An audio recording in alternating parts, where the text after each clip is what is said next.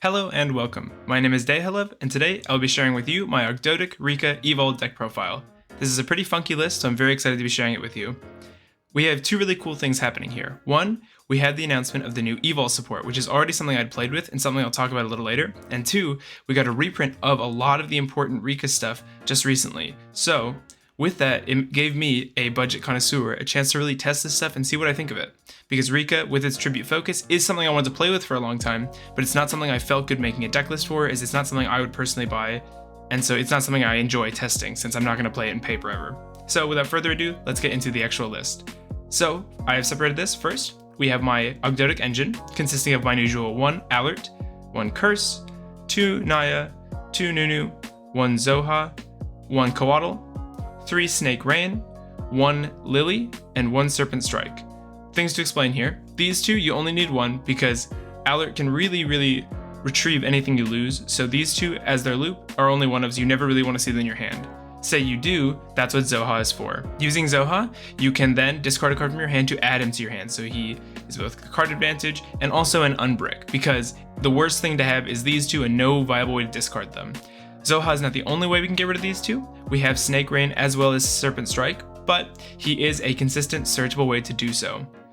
We run 2 Naya and 2 Nunu. I know a lot of people think this is bad, but the ethos here is that you never want 2 of these in your hand, as they don't do that much. So having 1 and 1 means you can consistently search out the one you need, usually Naya, because with Naya you can pitch itself and then curse from deck, summon and curse, bring out Naya using Snake Lily to send Alert, and that's your rank 8 line. It's a very consistent, easy strategy to pull off when you can always search this with something like King of the Feral Imps. The Coatl is twofold. One, it is a great special summon, searchable off of something like Reptilian Echidna. It is also a tuner, so I'm not 100% sold on Melusine in this list, but until I figure out what better synchro or better slot that could take up, she stays. For the Rika engine, we play 1 Mudan, 2 Rika Princess, 2 Primula the Rika Fairy, 3 Rika Glamour, 2 Rika Konkon, and 1 Rika Sheet. Mudan lets us tribute a plant to special summon it from the hand and search a Rika spell or trap. Rika Princess lets us special summon it from hand, but we are locked into plants while it's out, and then, while it's in the graveyard, we can tribute a plant to negate a monster effect and shuffle Princess back into the deck. Primula can special summon herself if a monster is tributed, which we do quite a bit with our Ogdoadics. And Glamour lets us search a Rika, or tribute a plant type monster to search 2 Rika monsters with different names but the same level, hence the reason we run Primula and Princess. Now, the thing that really makes the Rika engine shine is the field spell. Rika Konkon lets us, once per turn on either player's turn of course, tribute an opponent's monster as though it were an appropriate plant type monster, meaning something like Rika Glamour, and Mudan, and Sheet, which I'll explain, all become removal engines. With Glamour, we can tribute an opponent's monster and search 2 Rika monsters, that being Princess and Primula. With Mudan, we can tribute an opponent's monster and search a back row.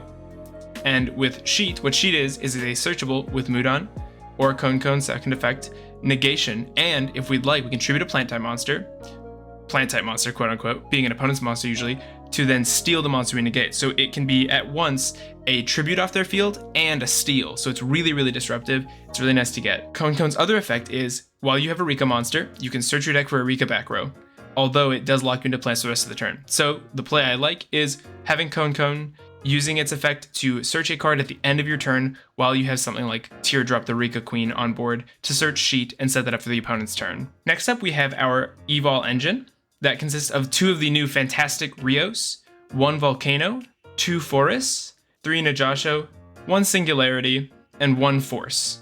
So, what Rios does is, when he hits the field, he can set directly from deck to field an Evolutionary Bridge or Singularity being the one we play in our deck. His secondary effect also helps us set up rank 4 plays, as while he's on the field after being summoned by a fire monster's effect, we can send a reptile or dino, fire, from our deck to the grave to make 2 monsters that type and level, meaning he is perfect to set up plays like Dolka by turning himself and another monster into a level 4 dinosaur. Volcano is for the grind game. When this card is summoned, keep that in mind, watch your timings, you can target an EVO-SOAR and special summon it from the graveyard.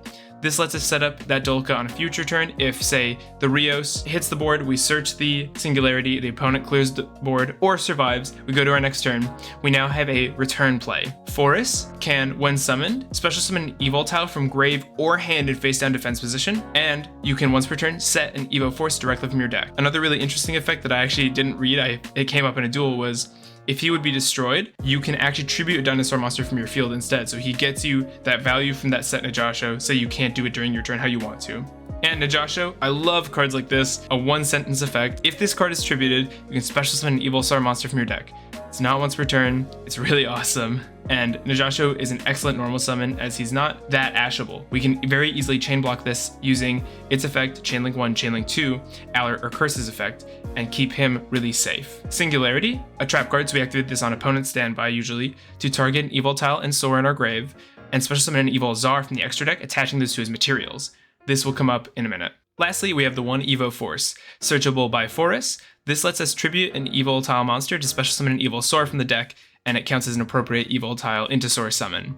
This is really cool because if you have Force, you can summon Force, search Force, tribute Force, summon Rios, and then Rios gets you your Singularity. Or if you just happen to have it in your hand, you can always use it to tribute your yugioh and get your plays rolling, because then you're specialist summoning 2 dinosaurs that turn. Next, we play the standard 3 Ash Blossom, 3 Imperm, and 1 Called by the Grave. This is just, I think every single list plays this, but it's worth pointing out, Ash stops a ton of things, Imperm is not stoppable by the 1 Called by the Grave your opponent may draw, and Called is an excellent hand trap stopper and graveyard disruptor. This is a 41 card list. I couldn't find room to cut anything. It is by no means a perfect list, but I'm very happy with the ratios. It's almost becoming a bit of a joke how often I choose to run 2 elves of cards, but I always find that if I don't want to see him in my hand twice, 2 is a fantastic ratio to see him exactly how much I want. For the extra deck, we have the 1 Melusine. Like I said, this is kind of a placeholder spot, but until I find something I like more, it's staying, it's indestructible basically. On death, it searches a card. It's just really flexible. We have the 2 Draglubion. This card is awesome. This creates our win conditions and our defensive options. We play 2 because what I found this deck can struggle with before this iteration was actually finishing out duels. It would get to a position where you could control the board, but getting lethal took too long. So I like to have 2 so that you can always set up that Numeron Dragon. After that, going first, Hope Harbinger. As far as the engine, we play 1 Hope Harbinger, 1 Numeron Dragon, and then 1 number 62 Galaxy Eyes Prime Photon Dragon. This is simply so we have 3 targets. That way on turn 1, we can summon our Harbinger and attach Prime Galaxy, and then the following turn, we can make our Numeron Dragon. The more slim engine would be just these 2, but that means you have to pick in a duel which one you're going to play, and it's usually going to be this one. So with this deck being a grind ramp deck, I like having the options.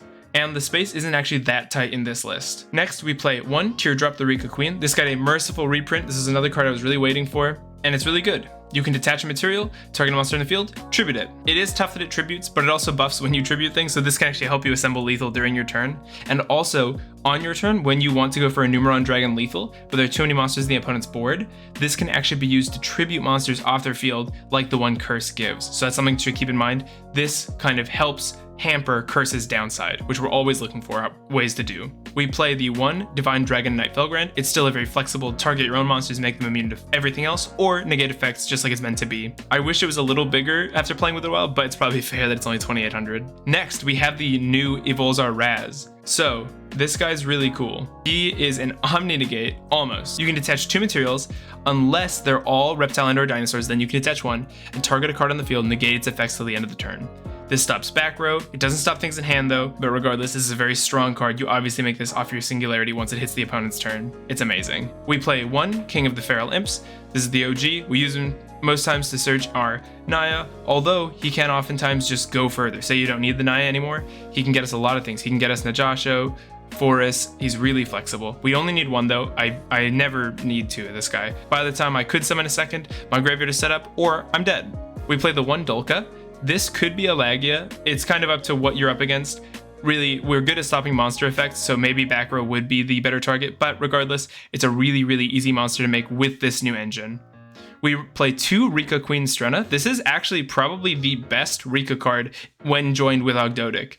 You can attach a material, target a plant or a Rika card in your grave, add it to your hand, and if this is tributed, you can special summon a rank 5 or higher Plant Xyz monster from your extra deck and attach this card.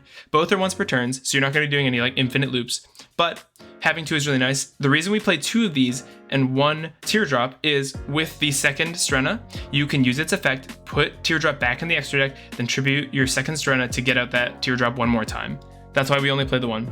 You can also run Sacred Tree Beast Hyperiton. This is usually a monster or spell negate, but I find that we have enough negation, it's better to get that disruption in a tribute setup with that Strenna.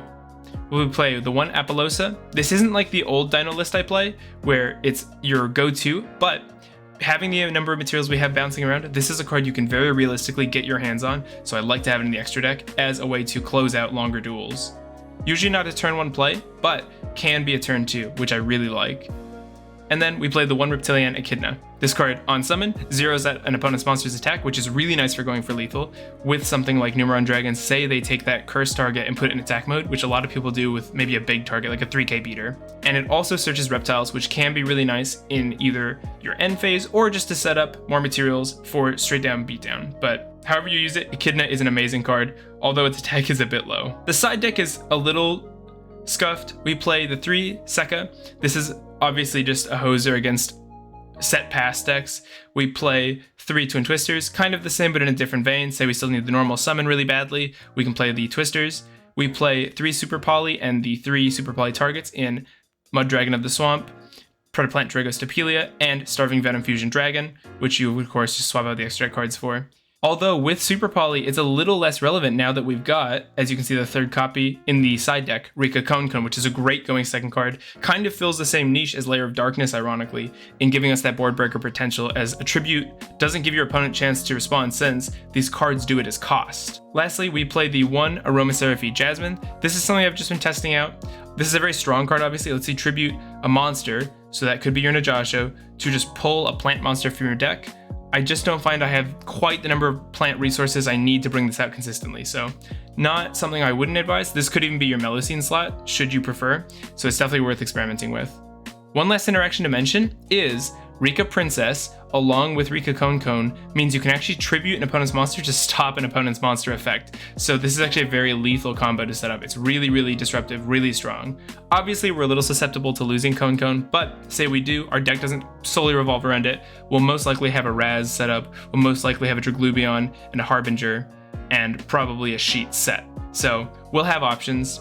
It could be better. We don't want our Cone to be hit, but if it is, we're not dead on arrival. So with that kind of concludes this list. I'm having a lot of fun playing this. I'm sorry it's been a while since I uploaded. I always say this, but I'm a college student. I don't know if you noticed, I have a new mic. It's really cool. I'm not that good at balancing it, so I hope to keep upping my audio quality. Hopefully be back to uploading videos. But please give this deck a play. I highly recommend you try out the new Evol support. It's really fun. I actually used to play an old variant where I'd play a suite of 3 Diversities, 1 or 2 Yugiohs, and then 3 Volcano to set up that Dolka play. And I think it's really funny that the volatile playstyle is reptiles evolving into dinosaurs, then dinosaurs evolving into dragons. And we kind of did that here on this channel, as we did our reptiles in our Ogdoadic evolving into dinosaurs with our dinosaur deck, half of that other engine, into dragons with our Draglubion and Hope Harbinger. So while not a direct comparison, we've kind of taken the same path as that old deck with that new Evol support, so I just think that's a cool parallel. I hope you liked this video. It was a lot of fun to make. I know it's been a while in the making, but it's here, and I really hope you have fun with this list. If you have any comments on the list or my weird ratios, leave them down in the comments. I love to talk to people in the comments. Thanks so much for watching, and I'll see you next time.